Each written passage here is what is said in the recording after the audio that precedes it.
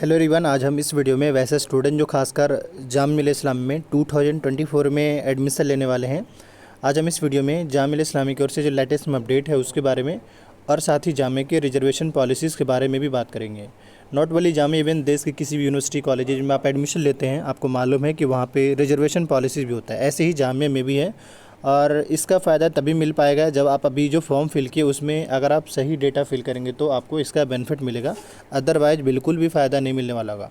हालांकि रिजर्वेशन का फ़ायदा आपको मिलता है एडमिशन के टाइम में, जब जिन स्टूडेंट के कम मार्क्स आता है उनको भी एडमिशन मिल जाता है, क्योंकि कट ऑफ उसी हिसाब से बनते हैं, कैटेगरी वाइज के हिसाब से। तो चलिए बात करते हैं।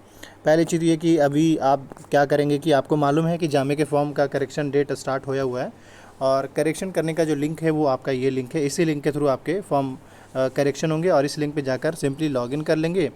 जैसे इस पर क्लिक करेंगे तो इस तरीके का डिटेल आएगा। इसके बाद आपको साइन इन वाला पैनल पे जाना है और यहाँ पे ईमेल आईडी पासवर्ड डाल करके आप साइन इन कर लेंगे। अगर कोई स्टूडेंट करेक्शन नहीं कर पा रहे हैं तो उनके लिए मैं यही भी कहूँगा कि जो जामिया का जो हेल्पलाइन नंबर है उससे आप डायरेक्ट बात करिए, उनको अपना इशू बताइए और कहिए कि आज इसको प्रॉब्लम सोल्व करिए, क्योंकि आज लास्ट डेट है, यानी कि फॉर्म करेक्शन करने का जो लास्ट डेट है वो आज ही है। जैसे आप देखिए यहाँ पे इनका जो हेल्पलाइन नंबर मैं आपको दिखा दे रहा हूँ। यहाँ पे जो है राइट साइड पे कॉर्नर पे ये रहा जामिया का हेल्पलाइन नंबर। आप इनसे डायरेक्ट बात कीजिए और उठाएंगे कॉल, ऐसा नहीं कॉल बिल्कुल भी पिक करेंगे, तो आप इससे बात कर लीजिएगा। अब हम इसके ऑफिशियल जो प्रोस्पेक्टस है उसको डाउनलोड करते हैं और उसमें आपको दिखाते हैं कि करेक्शन को लेकर और साथ ही इंपॉर्टेंट चीज़ जो आपको रिजर्वेशन का फ़ायदा कैसे मिलेगा उसके बारे में बताएंगे। तो यहाँ पे ये हो गया, ये रहा जामिया मिल्लिया इस्लामी का ऑफिशियल प्रोस्पेक्टस, आप इसको देख सकते हैं। ये रिवाइज प्रोस्पेक्टस, इसमें कुछ चीज़ें बाद में चेंज किया गया था। तो आप स्क्रॉल करते हुए नीचे आएंगे। यहाँ पे आने के बाद एक तो इन्होंने रिजर्वेशन पॉलिसीज़ के बारे में जो है पेज नंबर 42 से लेकर 47 के बीच में इन्होंने डिटेल में डिस्क्राइब करा है, तो आप इसको देख लेंगे थोड़ा सा। लेकिन अभी हम इसको डिटेल में डिस्क्राइब करेंगे, घबराइएगा नहीं। तो ये रहा आपके डिटेल में, इन शॉर्ट में। जैसे पहली बात तो ये कि फॉर्म अप्लाई करने का जो लास्ट डेट था वो 30 मार्च था, अब आपका डेट क्लोज हो चुका है। हाँ, अभी आप करेक्शन कर सकते हैं जो कि 10 अप्रैल तक है, आप अभी भी करेक्शन कर सकते हैं। तो ये फॉर्म करेक्शन करने का डेट हो गया।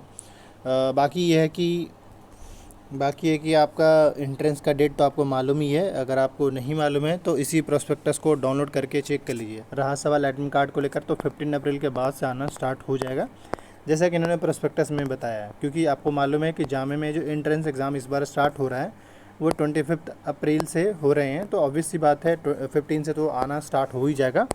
मगर यह है कि जैसे ही आएगा आपको इस चैनल पे बता दिया जाएगा। लेकिन मैं ये भी बताना चाहूँगा कि यूजुअली होता ये है कि एडमिट कार्ड एंट्रेंस के 1 वीक पहले आते हैं। आप जिस भी कोर्स में आप एंट्रेंस एग्ज़ाम देने वाले हैं, जो आपको डेट मिला है उस डेट के 1 वीक पहले आपके एडमिट कार्ड आते हैं या आएंगे। तो ये तो मैंने आपको एडमिट कार्ड के बारे में बता दिया। अब इसके बाद चलते हैं पेज नंबर सीधा 42 पे चलते हैं। यहाँ से आपको कोर्स और उस कोर्स का फ़ी कितना है और कितने साल का कोर्स है वो सारी चीज़ यहाँ से पता चल जाएगा। तो अब चलिए आगे मेन पॉइंट पेज नंबर 42 से हम स्टार्ट करते हैं आपका डिटेल। यहाँ पे भी अभी तक कोर्स का डिटेल है। और अभी देखिए रिजर्वेशन का बेनिफिट तभी मिल पाएगा जब आपने फॉर्म फिल किया ना, फॉर्म में आप अपना सही कैटेगरी चूज़ करेंगे। तो अगर आप कैटेगरी उल्टा सीधा चूज़ करेंगे तो फिर आपको बिल्कुल भी फ़ायदा नहीं मिलेगा, बल्कि नुकसान भी हो सकता है। तो चलिए अब हम बताते हैं यहाँ पे रिजर्वेशन के बारे में। यहाँ से इन्होंने रिजर्वेशन के बारे में समझाया है। पहली बात तो ये है कि जामिया जो है एक माइनॉरिटी इंस्टीट्यूशन है आर्टिकल 31 के, यानी आर्टिकल 30 के पार्ट 1 के बिहाफ में। और जामिया के अंदर जो रिजर्वेशन है वो मैं बता दूं डिटेल में। पहला 30% जो सीट्स है वो मुस्लिम स्टूडेंट के लिए रिजर्व है, और 10% जो है मुस्लिम वोमेन के लिए है, और 10% जो है वो मुस्लिम ओबीसी के लिए है। यानी कि देखा जाए तो 50% जो सीट्स है ओवरऑल मुस्लिम स्टूडेंट के लिए रिजर्व है। 10% मुस्लिम, 10% मुस्लिम गर्ल्स या वुमेन कह लीजिए, 10% मुस्लिम ओबीसी। अब सवाल है कि इसका फ़ायदा कैसे मिलेगा। जब आपने फॉर्म फिल कर रहे थे, आपने जब ने फॉर्म फिल किया था उस टाइम आपके पास जो है रिजर्वेशन कैटेगरी का ऑप्शन आया था। एक सोशल कैटेगरी आया था, दूसरा रिजर्वेशन कैटेगरी आया था। सोशल कैटेगरी में तो आप जो है वही डालेंगे, मतलब लाइक जनरल ओबीसी वटीवर जो भी हैं। बट रिजर्वेशन कैटेगरी में जो है आप क्या करेंगे, रिजर्वेशन कैटेगरी में अब मैं आपको समझा रहा हूँ कि मुस्लिम कौन चूज़ करेगा।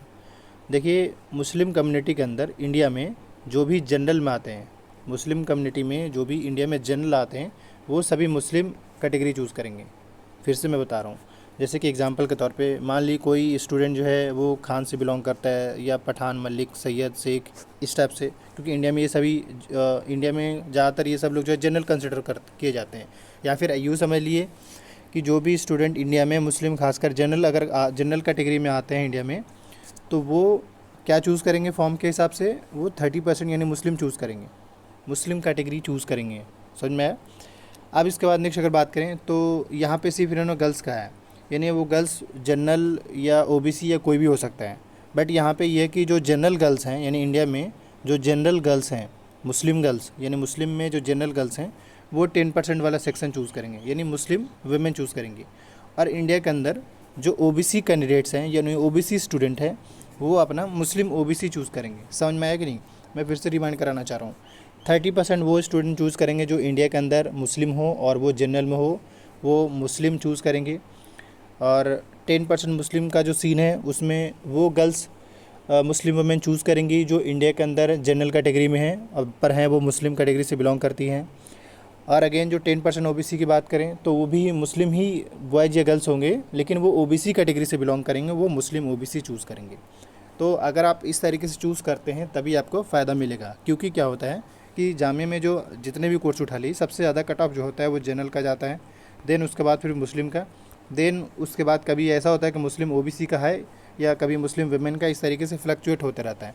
तो आप कोर्स के हिसाब से आप अपना सेलेक्ट कर लीजिएगा, मतलब जनरल का सबसे ज़्यादा रहेगा, उससे कम मुस्लिम का, और उससे कम या तो मुस्लिम वुमेन का हो या मुस्लिम ओबीसी का हो। कई बार देखा गया है कि मुस्लिम ओबीसी का ज़्यादा होता है, मुस्लिम वुमेन का कम होता है। तो आप जिस भी कैटेगरी को लेकर मैंने समझाया, अगर उस कैटेगरी में आप बिलोंग करते हैं तो फॉर्म का करेक्शन होने का आज लास्ट डेट है, आप अपने हिसाब से देख लीजिए। मैंने आपको यहाँ पे समझा दिया है, अभी भी नहीं समझ में आता है तो दोबारा वीडियो देख लीजिए, और अगर दोबारा में भी नहीं समझ में आता तो फिर आपके साथ दिक्कत है, आप फिर नहीं समझ पाएंगे कभी, क्योंकि मैंने आपको ढंग से समझा दिया, कैटेगरी वाइज एग्जाम्पल लेके भी बता दिया है कि आप इंडिया में मुस्लिम होना चाहिए और उसमें भी जनरल होना चाहिए। अगर इंडिया में मुस्लिम और जनरल है तो आपको मुस्लिम चूज़ करना पड़ेगा। फिर एक सवाल होगा कि जनरल कौन चूज़ करेगा, तो नॉन मुस्लिम जितने भी स्टूडेंट हैं, नॉन मुस्लिम कह लीजिए, वो सभी जनरल चूज़ करेंगे, चाहे वो नॉन मुस्लिम जनरल हो, ओबीसी हो, व्हाटएवर जो भी हो, बट वो सभी जनरल चूज़ करेंगे, नॉन मुस्लिम कैंडिडेट्स। अब आते हैं अगले क्वेश्चन, अगले पॉइंट पे। नेक्स्ट अगर हम बात करें तो जिनके अंदर डिसेबिलिटीज़ है उनको भी 5% का रिजर्वेशन मिलता है, जामिया इंटरनल को 2% का रिजर्वेशन मिलता है, कश्मीरी माइग्रेंट को भी, कश्मीरी स्टूडेंट को भी रिजर्वेशन मिलता है, फॉरेन नेशन के स्टूडेंट उनको भी यहाँ पे रिजर्वेशन है।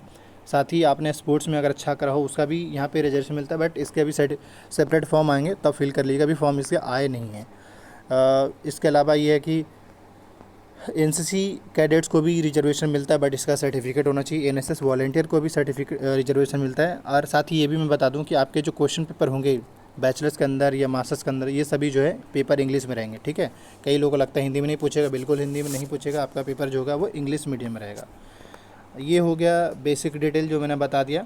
एट एंड में बता दूं कि आप एंट्रेंस एग्ज़ाम देने वाले हैं, ऑलरेडी हमारा जो series GK GS current affair static को लेकर चलो उसको देखा करिए, क्योंकि वो काफ़ी हेल्पफुल होगा, एंट्रेंस ओरिएंटेड है जामिया से, पहला।